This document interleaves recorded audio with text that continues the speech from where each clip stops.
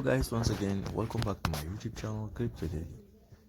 In the next video we are going to answer a XENEA Wallet Daily Quiz. So as I used to provide it daily, if this is your first time to across my YouTube channel, kindly click the subscribe button, click the notification bell so that you will be notified whenever I upload the video. So let's claim our daily point.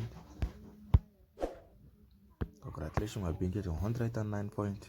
So let's go for a quiz. Let's click on start.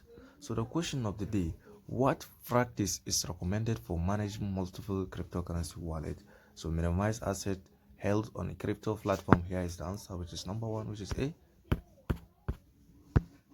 So let's click on submit. Congratulations, I've been getting the correct answer. So let's come for emission always, because we have a point that we need to claim it daily.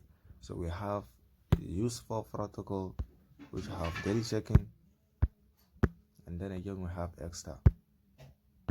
So here it is. So if this is the first time to across my YouTube channel, kindly click the subscribe button, click the notification bell so that you will be notified whenever I upload a video. Thank you.